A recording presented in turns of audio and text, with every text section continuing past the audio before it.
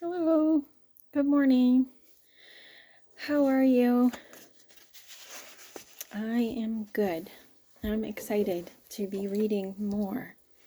Today is February 18th, 2024, and we have a long commentary to start. Introduction to the laws.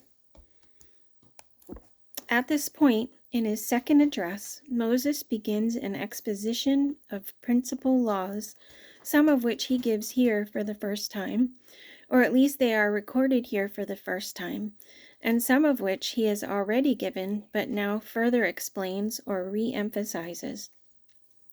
As indicated earlier, all the laws previously given have been held in abeyance until this section, in order to bring the total together in one collection organized by subject matter. Although these laws are traditionally known as the laws of Moses, it is of course God who is their source.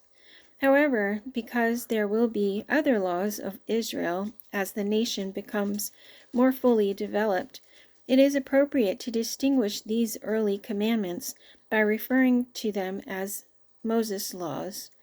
Most of the laws are set forth in the form of statutes. Others are in the nature of case decisions or ethical duties. Some of the laws are given to meet only temporary or immediate needs, while others are intended to last for centuries. The laws are to be read to the people at regular times throughout each year, in order that each person can learn them and have no excuse for not obeying them.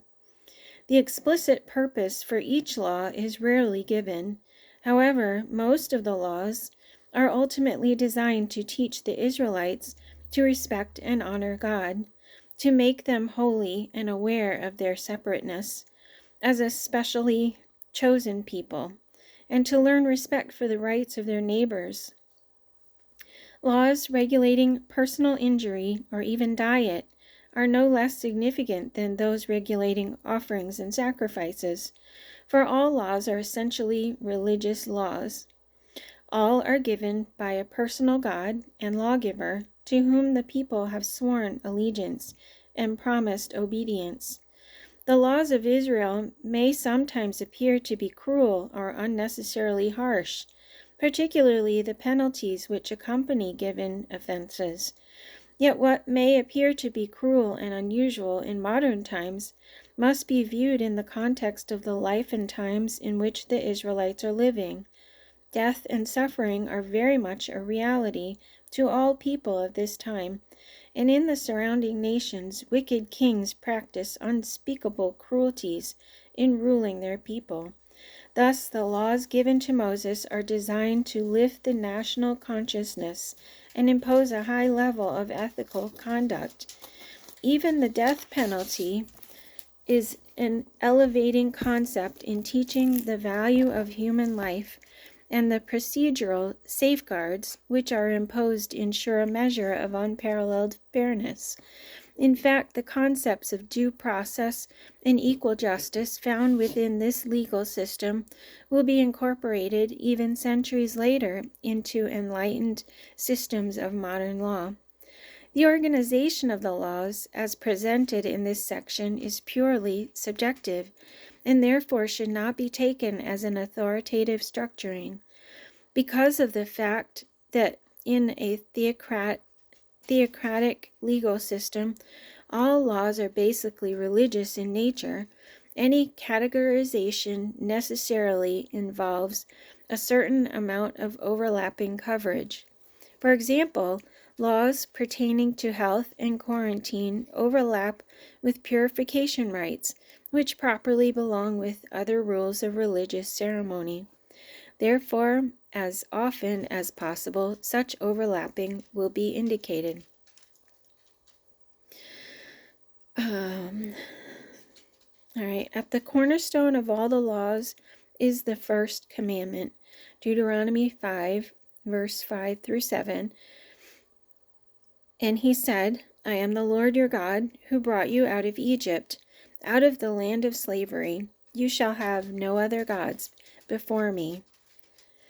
And it's a little snippet of a commentary. The second commandment ensures allegiance to the one true and living God. Deuteronomy 5, verse 8 and on. You shall not make for yourself an idol in the form of anything in heaven above, or on earth beneath, or in the waters below.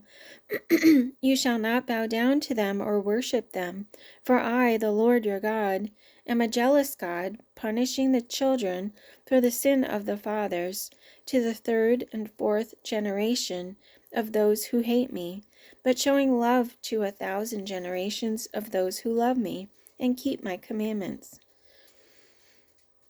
Whoever sacrifices to any god other than the Lord must be destroyed. Be careful to do everything I have said to you. Do not invoke the names of other gods. Do not let them be heard on your lips. Do not turn to idols or make gods of cast metal for yourselves. I am the Lord your God. Do not make idols or set up an image or a sacred stone for yourselves, and do not place a carved stone in your land to bow down before it. I am the Lord your God. Do not set up any wooden Asherah pole beside the altar you build to the Lord your God, and do not erect a sacred stone, for these the Lord your God hates. The Lord said to Moses, "Say to the Israelites, any Israelite or any alien living in Israel who gives any of his children to Moloch must be put to death. The people of the community are to stone him. I will set my face against that man, and I will cut him off from his people, for by giving his children to Moloch, he has defiled my sanctuary and profaned my holy name. If the people of the community close their eyes when that man gives one of his children to Moloch, and they fail to put him to death, I will set my face against that man and his family, and will cut off from their people both him and all who follow him in prostituting themselves to Moloch. You are the children of the Lord your God. Do not cut yourselves or shave the front of your heads for the dead, for you are a people holy to the Lord your God. Out of all the peoples on the face of the earth, the Lord has chosen you to be his treasured possession. Do not cut the hair at the sides of your head, or clip off the edges of your beard. Do not cut your bodies for the dead, or put tattoo marks on yourselves. I am the Lord. The Lord your God will cut off before you the nations you are about to invade and dispossess. But when you have driven them out and settled in their land, and after they have been destroyed before you, be careful not to be ensnared by inquiring about their gods, saying, "How do these nations serve their gods? We will do the same." You must not worship the Lord your God in their way, because in worshiping their gods, they do all kinds of detestable things the Lord hates. They even burn their sons and daughters in the fire as sacrifices to their gods. If your very own brother, or your son or daughter, or the wife you love, or your closest friend secretly entices you, saying, "Let us go and worship other gods," gods that neither you nor your fathers have known, gods of the peoples around you, whether near or far, from one end of the land to the other, do not yield to him or listen to him. Show him no pity. Do not spare him or shield him. You must certainly put him to death. Your hand must be the first in putting him to death, and then the hands of all the people. Stone him to death because he tried to turn you away from the Lord your God, who brought you out of Egypt, out of the land of slavery. Then all Israel will hear and be afraid, and no one among you will do such an evil thing again. If you hear it said about one of the towns the Lord your God is giving to you to live in, that wicked men have arisen among you, and have led the people of their town astray, saying, "Let us go and worship other gods," gods you have not known, then you must inquire, probe, and investigate it thoroughly. And if it is true, and it has been proven that this detestable thing has been done among you, you must certainly put to the sword all who live in that town. Destroy it completely, both its people and its livestock. Gather all the plunder of the town into the middle of the public square, and completely burn the town and all its plunder as a whole burnt offering to the Lord your God. It is to remain a ruin forever, never to be rebuilt. None of those condemned things shall be found in your hands, so that the Lord will turn from his fierce anger. He will show you mercy, have compassion on you, and increase your numbers, as he promised on oath to your forefathers, because you obey the Lord your God, keeping all his commands that I am giving you today, and doing what is right in his eyes. If a man or woman living among you in one of the towns the Lord gives you is found doing evil in the eyes of the Lord your God, in violation of his covenant, and contrary to my command, has worshipped other gods, bowing down to them, or to the sun or the moon, or the stars of the sky, and this has been brought to your attention, then you must investigate it thoroughly. If it is true, and it has been proven that this detestable thing has been done in Israel, take the man or woman who has done this evil deed to your city gate, and stone that person to death. On the testimony of 2 or 3 witnesses, a man shall be put to death, but no one shall be put to death on the testimony of only 1 witness. The hands of the witnesses must be the first in putting him to death, and then the hands of all the people. You must purge the evil from among you. These are the decrees and laws you must be careful to follow in the land that the Lord, the God of your fathers, has given you to possess, as long as you live in the land. Destroy completely all the places on the high mountains and on the hills and under every spreading tree where the nations you are dispossessing worship their gods. Break down their altars, smash their sacred stones, and burn their Asherah poles in the fire. Cut down the idols of their gods and wipe out their names from those places. You must not worship the Lord your God in their way, but you are to seek the place the Lord your God will choose from among all your tribes to put his name there for his dwelling. To that place you must go. There bring your burnt offerings and sacrifices, your tithes and special gifts, what you have vowed to give, and your free will offerings, and the firstborn of your herds and flocks. There, in the presence of the Lord your God, you and your families shall eat, and shall rejoice in everything you have put your hand to, because the Lord your God has blessed you. You are not to do as we do here today, everyone as he sees fit, since you have not yet reached the resting place and the inheritance the Lord your God is giving you. But you will cross the Jordan and settle in the land the Lord your God is giving you as an inheritance, and he will give you rest from all your enemies around you, so that you will live in safety. Then to the place the Lord your God will choose as his dwelling for his name, there you are to bring everything I command you, your burnt offerings and sacrifices, your tithes and special gifts, and all the choice possessions you have vowed to the Lord.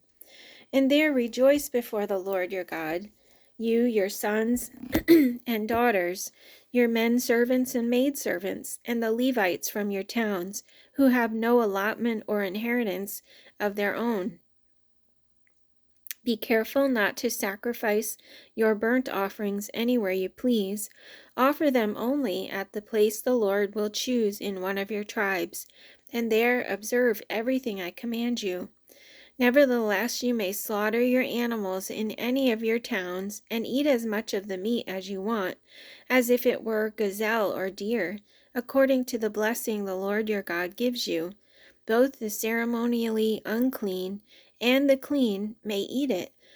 You must not eat in your own towns the tithe of your grain and new wine and oil, or the firstborn of your herds and flocks, or whatever you have vowed to give, or your free will offerings, or special gifts. Instead, you are to eat them in the presence of the Lord your God, at the place the Lord your God will choose.